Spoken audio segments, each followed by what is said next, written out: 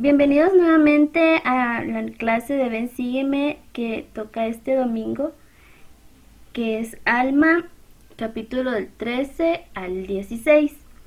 Antes quisiera hacer un resumen de lo que vimos en la clase pasada, que era de Alma 8 al capítulo 12, que hablaba acerca de que Alma había llegado con Amulek para que él le brindara un hogar, un techo, y le diera comida, y al mismo tiempo le ayudara a predicar al pueblo de Amonía. Pero ¿qué pasa cuando llegan a Amonía? Los encarcelan. Y también aprendimos acerca de la importancia de los misioneros en nuestro barrio y lo importante que es ser amigos de ellos y brindarles una mano, ya que aprendimos a que ellos necesitan amigos que les ayuden en esta obra que el Señor manda. Entonces, en esta clase vamos a seguir con la historia de Alma y Amulek y vamos a ver qué es lo que pasa con ellos en estos capítulos. Aquí en Alma, capítulo 13, de los versículos del 1 al 19, aprendemos las ordenanzas del Evangelio. Acá tenemos una lista de ordenanzas que recibimos gracias al sacerdocio. Nosotros lo dividimos en dos, ordenanzas de salvación y otras ordenanzas. En las ordenanzas de salvación tenemos el bautismo, la confirmación, ordenación al sacerdocio de Melquisedec en el caso de los hermanos, investidura del templo, sellamiento en el templo, y en otras ordenanzas tenemos dar nombre y bendición a los niños, consagrar aceite y bendecir a los enfermos y afligidos.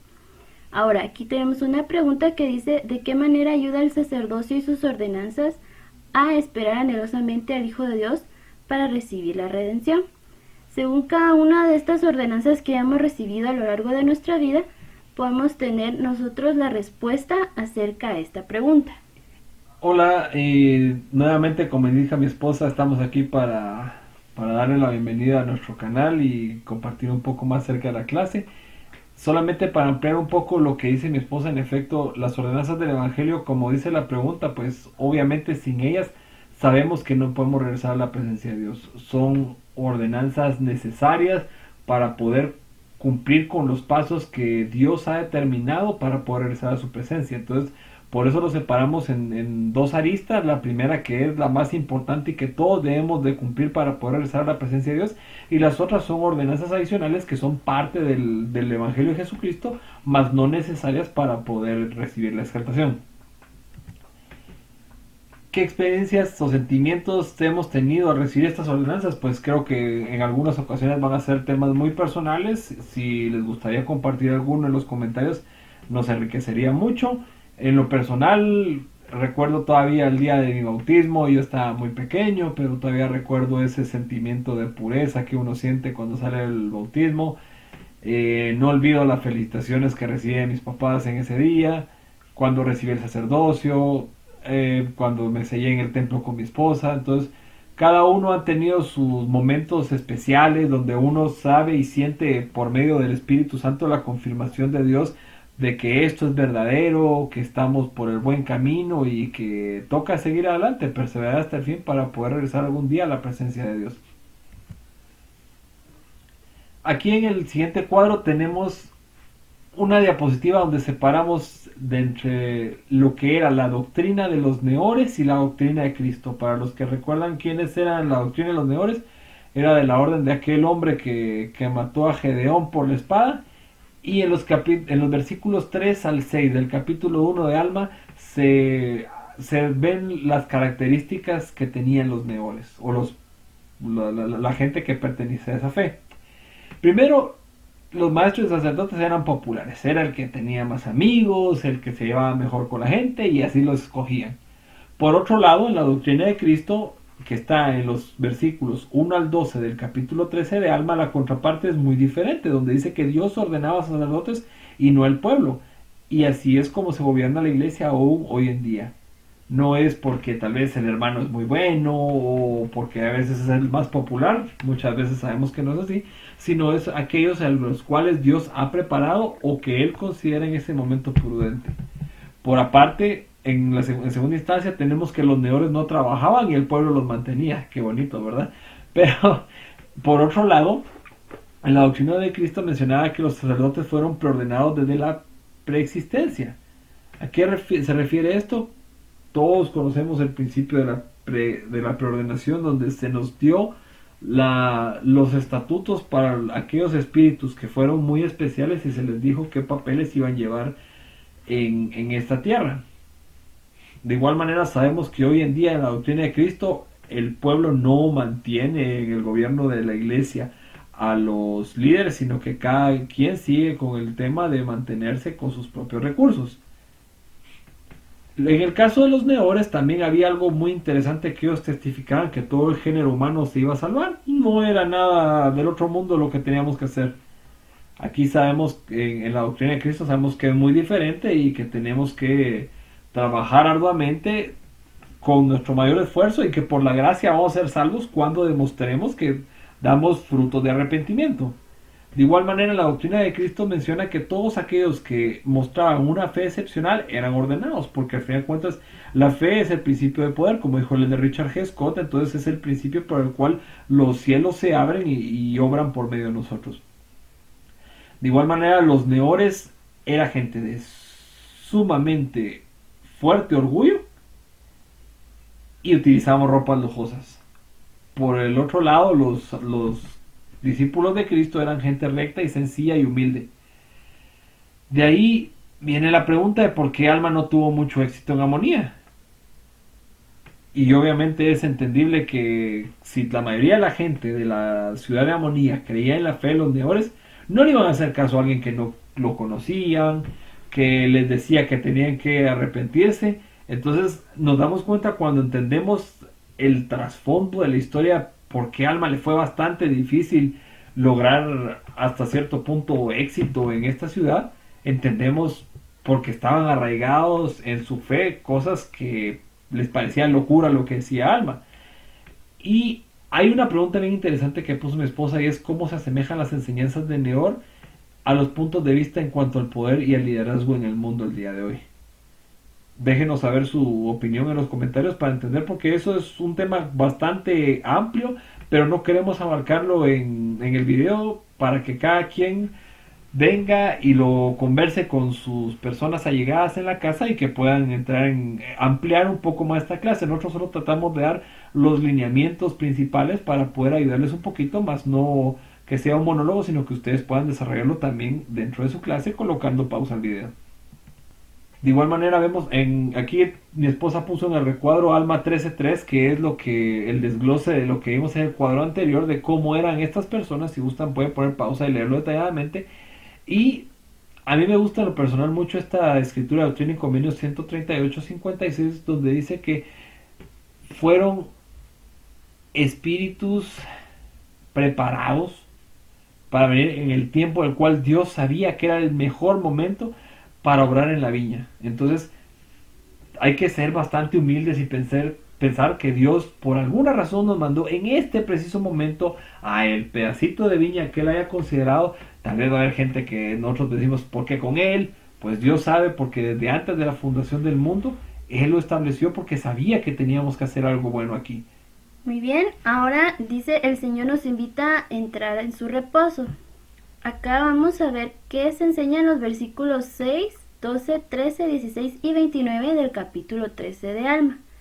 Acá nosotros hicimos un listado con lo que encontramos en estos versículos de lo que Dios nos invita a estar en su evangelio.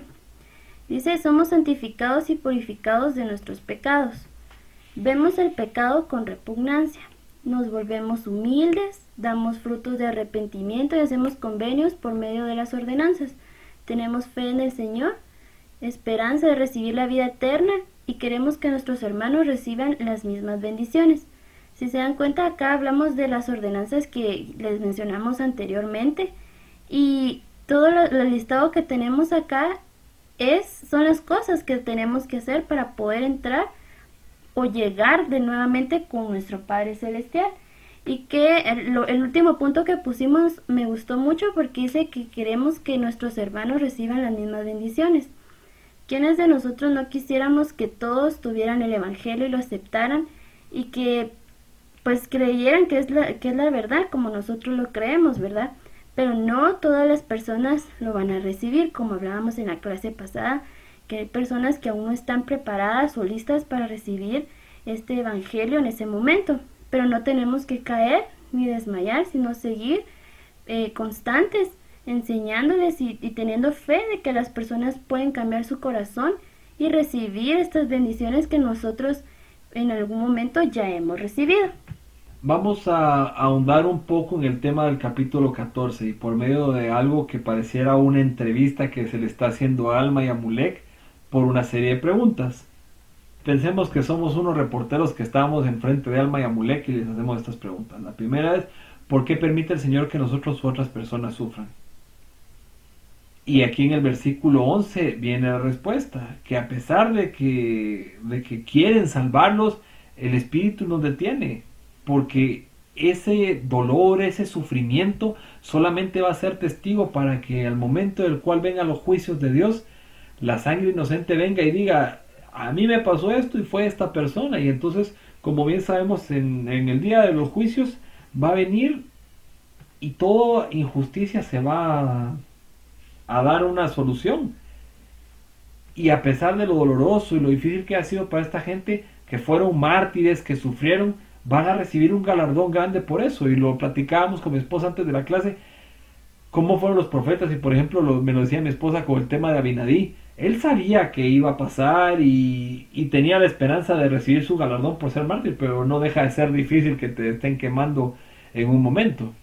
Ahora acá tenemos otra pregunta que según Alma y Amulek responderían según este versículo. Dice, ¿qué consejo le darían a aquellos que estén pasando por momentos difíciles? Y según el versículo 26, leemos acá de que ellos dicen de que deben buscar fortaleza en su fe en Cristo y creer que Él nos va a librar de las cosas que nos están pasando. Recordemos que aquí Alma y Amulek siguen encarcelados y la gente los golpea, la gente les hace daño, incluso la gente que creyó en las palabras de ellos fueron quemados frente a ellos. Vemos aquí de que Alma le pregunta a Dios cuánto tiempo van a sufrir estas aflicciones y se lee acá más adelante de que ellos rompieron las cuerdas con las que estaban atados y que cuando el pueblo vio esto empezaron a huir porque tenían temor de que Dios los fuera a destruir porque habían sido personas malas que habían causado daño a Alma y a Amulek. Pero como acá dice también, él pidió fortaleza. Entonces creo que el consejo que ellos podrían dar en los momentos difíciles sería arrodillarnos, pedir fortaleza para que nuestra fe no caiga o no se debilite, sino que al contrario se mantenga fuerte y podamos pasar esas pruebas y momentos difíciles de la mejor manera. Luego viene otra pregunta con respecto al tema de por qué Alma y Amulek no tomaron venganza sobre la gente que los hizo sufrir. Hasta cierto punto es bastante difícil, creo que es una de las cosas más difíciles de nosotros como seguidores de Cristo, el seguir la admonición del Señor cuando Él dijo de que teníamos que jalar otra mejilla, porque muchas veces nos gana nuestro orgullo, nuestro hombre natural. Y aquí hay algo bien interesante que menciona de un relato del presidente Spencer W. Kimball de por qué Dios no siempre evita las tragedias. Y menciona de esta forma. Dice, cito del presidente Kimball, ¿habría podido el Señor evitar esas tragedias? La respuesta es sí. El Señor es omnipotente, tiene todo poder para intervenir en nuestra vida, salvarnos del dolor, prevenir todo accidente e incluso protegernos de la muerte si lo quisiera, aunque no lo hará. Si todos los enfermos por los que oramos sanaran, si todas las personas rectas fueran protegidas y los inicuos destruidos, el programa entero del Padre quedaría anulado y el principio básico del Evangelio, el albedrío, llegaría a su fin. Nadie tendría por qué vivir por la fe. Si cerráramos la puerta al pesar y la inquietud, tal vez estuviéramos excluyendo a nuestros mejores amigos y benefactores. El sufrimiento puede hacer santas a las personas a medida que aprenden paciencia, longanimidad y dominio propio. Estoy agradecido porque aún por medio del sacerdocio no puedo sanar a todas las personas y enfermos. Tal vez sanará a personas a quienes les hubiera llegado el momento de morir o aliviará el sufrimiento de personas que tuvieron que sufrir. Me temo que de ese modo frustraría los propósitos de Dios. Si tuviera un poder ilimitado, pero una visión y comprensión limitadas, tal vez hubiéramos salvado a Abinadab de las llamas cuando lo quemaron vivo. Al hacerlo lo habría dañado de forma irreparable. Él murió como mártir y recibió la recompensa de un mártir, la exaltación. También es muy probable que hubiera protegido a Pablo de sus enemigos si tuvieran el poder sin límites. Seguramente los habría sanado de su aguijón en la carne y al hacerlo tal vez hubiera malogrado el programa del Señor. Temo que si hubiese estado en la cárcel de Carthage el 27 de junio de 1844, habría desviado las balas que atravesaron el cuerpo del profeta José Smith y el patriarca Hiram Smith. Los habría salvado de los sufrimientos y del dolor, pero los habría privado de la muerte y la recompensa de los mártires. Con ese poder ilimitado, seguramente habríamos querido proteger a Cristo de la agonía del Getsemaní, de los insultos y de la corona de espinas y de las humillaciones del tribunal, de las lesiones físicas. Le habría curado las heridas para sanárselas y le habría dado agua fresca en lugar de vinagre. Tal vez le hubiera evitado el sufrimiento y la muerte, pero habría privado al mundo de su sacrificio expiatorio. Al afrontar lo que parece una tragedia, debemos poner nuestra confianza en Dios, sabiendo que a pesar de nuestra visión limitada, sus propósitos no fallarán. Y es muy enriquecedor y nos da ánimos para entender de que no siempre vamos a recibir una respuesta afirmativa a nuestras oraciones, sino que es la voluntad de Dios. No quiere decir de que tal vez hicimos una oración con mucha fe, actuamos y a pesar de eso el Señor no nos lo responde.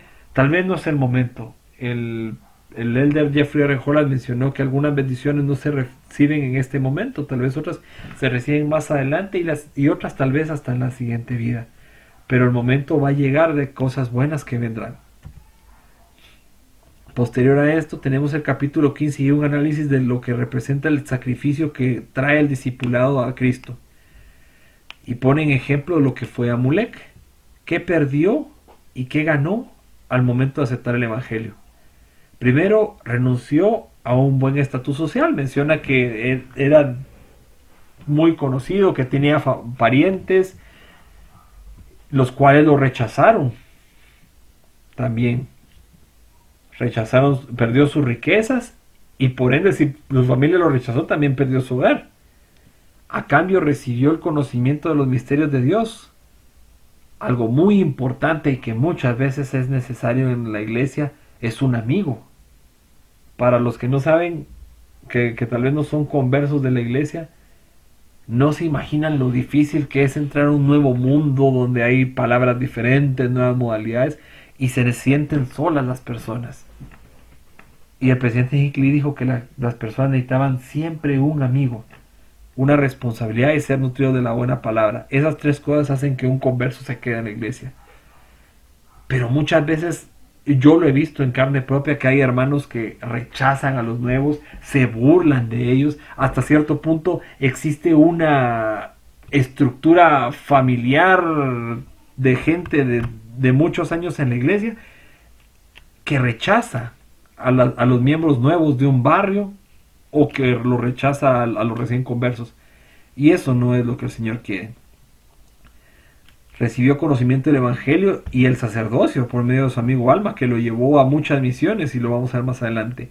Y lo más importante de todo, el testimonio de la verdad de las cosas. ¿Por qué Amulek estaba dispuesto a hacer semejantes sacrificios? El Señor fue claro cuando dijo que todo lo que nos quiten va a ser nuevamente dado y con creces. La pregunta es, ¿por qué estamos dispuestos a hacer nosotros lo mismo? O si realmente estamos dispuestos a hacerlo. Podemos seguir el ejemplo de Alma, que fortaleció a Amulek en el Señor, como dice. No fue que le dijo a Alma, bueno, mala suerte, ahí quédate. Alma, su amigo, viene y lo recibe en su casa y lo fortalece. Y es el mandato de ministrar que tenemos cada uno de nosotros. Pero muchos lo hemos pasado por alto, muchos lo hemos tomado a la ligera y creemos que un mensaje de texto es suficiente o un saludo a medias. Es el amor al prójimo. El Señor dijo, claro, clarísimo, cuando mencionó que quien dice que ama a Dios y aborrece a su hermano es un mentiroso. Más claro no puede ser, y es vital el tema de prestar servicio a nuestros hermanos, ministrarlos y amarlos, porque si no los amamos a ellos que lo estamos viendo ahí, ¿cómo podemos tener la osadía de decir que amamos a Dios? Por último, el capítulo 16 hace una relación de cuál es la actitud sobre escuchar a un profeta. Por un lado tenemos a Zoram, ahí van a ver quién es Zoram, es un militar, no es el que siguió a Nefi. Y por otro lado, el pueblo de Amonía. Lean el capítulo 16 y lo entenderán mejor. Zoram tuvo fe, creyó en que Alma era un profeta de Dios, se humilló y lo buscó para recibir consejo de él, y lo que escuchó de Alma obedeció. Por otro lado, el pueblo de Amonía fue orgulloso, como dijo mi esposa, fue duro de corazón, no hizo caso, todavía tuvo el cinismo de hacer tentar a Alma y a Mulek para que negaran lo que ellos decían que era cierto, y los rechazaron y los golpearon. ¿Quiénes somos nosotros? ¿El pueblo de Amonía o Zoram? A veces mitad de uno y mitad de otro, porque a veces cuando nos conviene, cuando es fácil, le hacemos caso al profeta y decimos, sí, el profeta lo dijo, démosle, pero cuando es algo muy difícil, algo que no nos gusta, el ir a ministrar, el hacer, ven, sígueme en la casa, porque nos gusta quedarnos durmiendo, entonces ahí somos como el pueblo de Amonía. Analicemos, pensemos realmente quiénes somos. Y yo sé que se van a dar cuenta que muchas veces estamos divididos, pero no es lo que el Señor espera. El Señor espera que seamos de un solo pensar, dijo él. Y mi esposa tan linda aquí compartió una foto de nuestra primera presidencia. Pensemos y analicemos qué es lo que ellos nos han pedido que hagamos. Hermanos, estamos a las puertas de días difíciles, ya los estamos viviendo.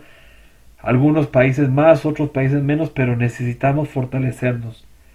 Hacer que nuestros corazones se unan, y no solamente por decir le hablo y ya estuvo, sino realmente que seamos un solo pensar y un solo sentir, una sola nación, como dijo Pedro, nación santa, como lo mencionó, real sacerdocio, pueblo adquirido por Dios, para la cual podamos decir que cumplimos con los mandamientos que Él nos pidió. Seamos diligentes en poder cumplir las cosas que Dios nos ha pedido. Unámonos y principalmente en nuestro hogar. No es solamente un descanso, unas vacaciones de ir a la iglesia. Pensemos qué cosas podemos hacer mejores en esta semana para ser más como Zoram y no como el pueblo de Amonía. Obedezcamos al Señor por medio de su profeta. Esta es realmente su obra. Y no me queda la más mínima duda de esto. Por favor, pensemos qué cosas podemos mejorar, porque el Señor nos necesita más que nunca. En estos momentos en los cuales no tenemos a nuestros misioneros afuera, no está el ejército de Dios afuera, nosotros podemos cumplir un poquito nuestra función de fortalecernos unos a otros y ayudar en su obra. Esta es nuestra pequeña lección, esperamos que se haya sido de su agrado y la compartimos con mucho amor en el nombre de Cristo. Amén.